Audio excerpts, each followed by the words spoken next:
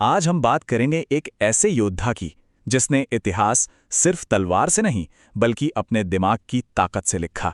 एक ऐसे राजा की जिसके लिए गुलामी की जंजीरें तोड़ना सिर्फ एक सपना नहीं बल्कि एक जुनून था, और उस जुनून को उसने हकीकत में बदल दिया। जी हाँ, ये कहानी है छत्रपति शिवाजी महाराज की।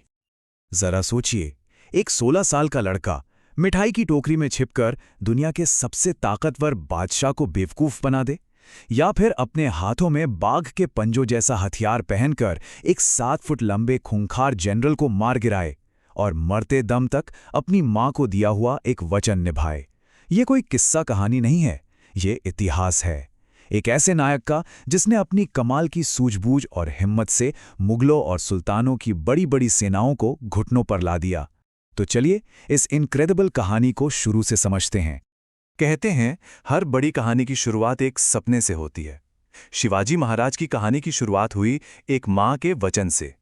और ये सिर्फ एक वादा नहीं था, ये वो मशाल थी जिसने उनकी पूरी जिंदगी का रास्ता रोशन किया। तो जरा उस दौर की कल्पना कीजिए।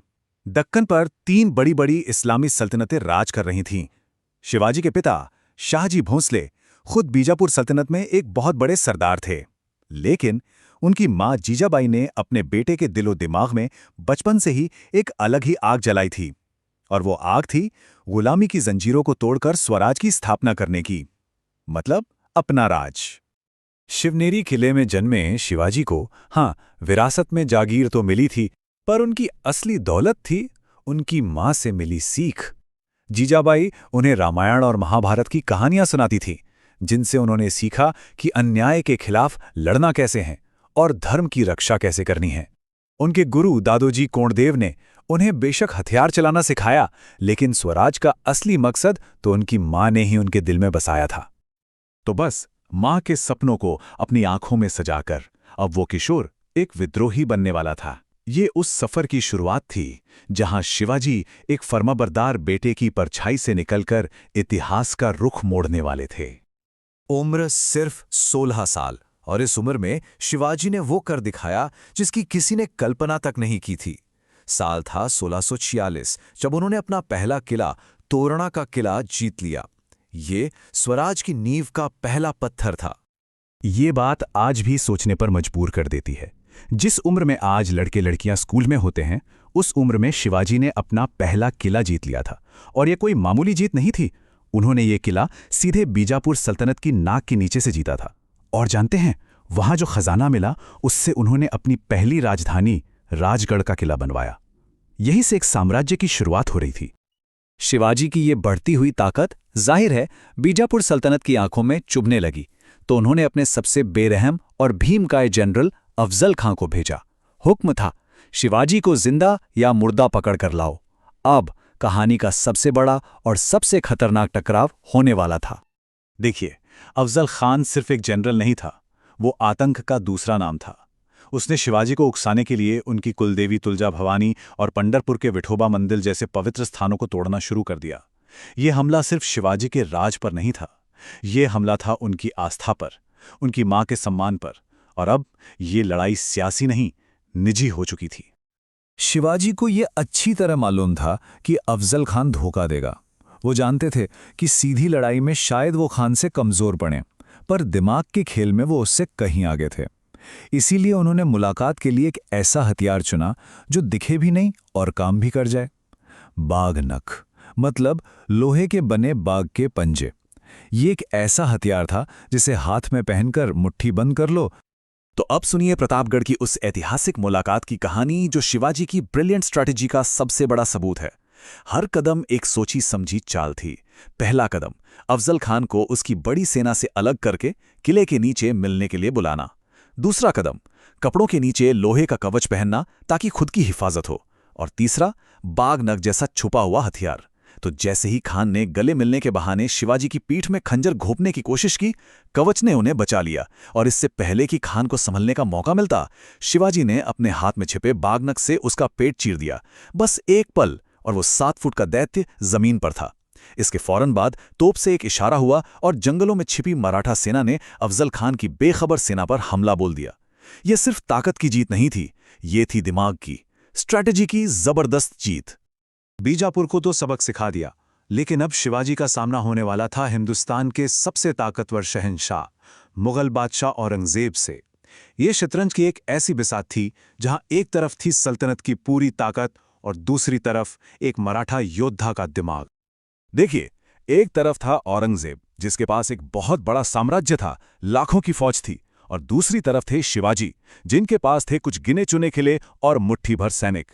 लेकिन उनकी सबसे बड़ी ताकत थी उनकी गुरिल्ला युद्ध नीति, यानी छापामार लड़ाई। पुरंदर की संधि के बाद औरंगजेब ने शिवाजी को आगरा बुलाया, पर उसका इरादा सम्मान देना नहीं, बल्कि उन्हें कैद करना था। और हुआ भी वही। भरे दरबार में बेइज्जती करने के बाद शिवाजी को उनके बेटे संभाजी के साथ आगरा में ही नजरबंद कर दिया गया। चारों तरफ हजारों मुगल सैनिकों का कड़ा पहरा। यहां से बचकर निकलना नेक्स्ट टू इम्पॉसिबल था। सवाल यह था कि दुनिया के सबसे ताकतवर बादशाह की कैद से एक राजा आखिर भागता तो कैसे भागता? और यहीं पर शिवाजी ने अपना सबसे हैरत अंगेज प्लान बनाया। सबसे पहले उन्होंने बीमार होने का नाटक किया, फिर पश्चाताप के नाम पर रोज गरीबों और ब्राह्मणों को मिठाई और फलों से भरी बड़ी बड़ी टोकरियां भेजना शुरू कर दिया। शुरू में तो पहरेदार हर टोकरी को अच्छे से चेक करते थे, लेकिन जब यह सिलसिला हफ्तों तक चलता रहा तो वो भी लापरवाह हो गए। और बस इसी एक मौके का इंतजार था। एक दिन एक टोकरी में खुद शिवाजी बैठ गए और दूसरी में उनके बेटे संभाजी, और पहरेदारों की आंखों के सामने से बाहर निकल गए। और कहानी यहीं खत्म नहीं हुई। आगरा से निकलने के बाद शिवाजी ने एक साधु का भेष बनाया और मथुरा, काशी, पुरी जैसे शहरों से होते हुए कई महीनों का लंबा और मुश्किल सफर तय करके वापस महाराष्ट्र पहुंचे।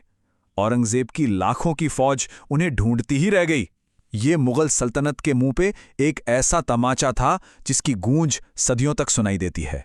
आगरा से निकल भागना किसी चमत्कार से कम नहीं था, और इस बात ने औरंगजेब को हिलाकर रख दिया था। लेकिन शिवाजी जानते थे कि ऐसी जीतें तब तक अधूरी हैं जब तक उन्हें सिर्फ एक बागी या विद्रोही समझा जाता रहेगा। अपने स्वराज को एक मजबूत पहचान देने के लिए और सभी मराठा सरदारों को एक झंडे के नीचे लाने के लिए उनका एक औपचारिक राजा, एक छत्रपति बनना जरूरी था।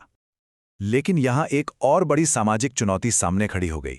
दरबार के कुछ ब्राह्मणों ने ये कहकर राज्याभिषेक करने से मना कर दिया कि शिवाजी क्षत्रिय यानी योद्धा वर्ण से नहीं है। पर शिवाजी भी हार मानने वालों में से कहाँ थे। उन्होंने काशी से उस समय के सबसे बड़े पंडित गावा भट्ट को बुलवाया। उन्होंने एक वंशावली खोज निकाली जिससे ये साबित हुआ कि शिवाजी असल में सिसोदिया राजपूतों के वंशज हैं। इसके बाद सभी धार्मिक रीति रिवाज पूरे किए गए और हर रुकावट को पार कर लिया गया। और फिर वो ऐतिहासिक दिन आया, 6 जून 1674। रायगढ़ किले में हजारों लोगों के सामने शिवाजी का राज्याभिषेक हुआ और वो छत्रपति बने। उनकी मां जीजाबाई ने अपनी आंखों से उस सपने को पूरा होते देखा जिसके लिए उन्होंने अपनी पूरी जिंदगी लगा दी थी। पर किस्मत का खेल देखिए, इस राज्याभिषेक के सिर्फ 12 दिन बाद जीजाबाई का निधन हो गया। ये एक ऐसी जीत थी जिसमें बहुत गहरा दुख छिपा था। जिस मां के एक वचन को पूरा करने के लिए शिवाजी ने अपना सब कुछ दांव पर लगा दिया, वो मां उस स्वराज का सुख ज्यादा दिन नहीं देख पाई। यकीनन ये उनकी जिंदगी का सबसे भावुक पल रहा होगा। छत्रपति बनने के बाद शिवाजी की एक नई पहचान सामने आई। वो सिर्फ एक महान योद्धा ही नहीं, बल्कि एक बहुत दूर की सोचने वाले एडमिनिस्ट्रेटर भी थे। उन्होंने एक ऐसा राज बनाया जिसकी नींव सिर्फ तलवार पे नहीं, बल्कि अच्छे शासन यानी गुड गवर्नेंस पर रखी गई थी। उनकी विरासत के कुछ पिलर्स को देखिए जिनसे पता चलता है कि वो कितने आगे की सोचते थे। 1. गनीमी कावा यानी गुरिल्ला वॉरफेयर, जिसने मुगलों की भारी भरकम सेना को बेबस कर दिया। 2. अष्टप्रधान यानी 8 मंत्रियों की एक काउंसिल जो बिल्कुल आज के कैबिनेट सिस्टम की तरह काम करती थी। 3. उन्होंने भारत की पहली मजबूत नेवी यानी नौसेना बनाई, क्योंकि वो जानते थे कि समंदर पर कंट्रोल के बिना स्वराज अधूरा है। और एक और बहुत बड़ी बात, उन्होंने दरबारी भाषा फारसी की जगह मराठी और संस्कृत को अपनाया ताकि अपनी संस्कृति को सम्मान मिले। और शायद उनकी महानता का सबसे बड़ा सबूत ये है कि उनके दुश्मन भी उनके कैरेक्टर की इज्जत करते थे। मुगल इतिहासकार खुद लिखते हैं कि शिवाजी की सेना में किसी भी महिला के साथ बदसलूकी या किसी दूसरे धर्म की किताब का अपमान करना सख्त मना था। उनका यह नैतिक कोड उनके दुश्मनों के लिए भी एक मिसाल था। छत्रपति शिवाजी महाराज ने सिर्फ एक साम्राज्य नहीं बनाया, उन्होंने एक सोच को, एक विचार को जन्म दिया, स्वराज का विचार। एक ऐसा विचार जो आज भी करोड़ों लोगों को इंस्पायर करता है। उनकी कहानी हमें सिखाती है कि अगर इरादे नेक हों और स्ट्रैटेजी सही हो तो कोई भी कैसी भी लड़ाई जीती जा सकती है। उनकी बहादुरी की मिसाल आज भी जिंदा है और स्वराज का वो सपना हमेशा अमर रहेगा।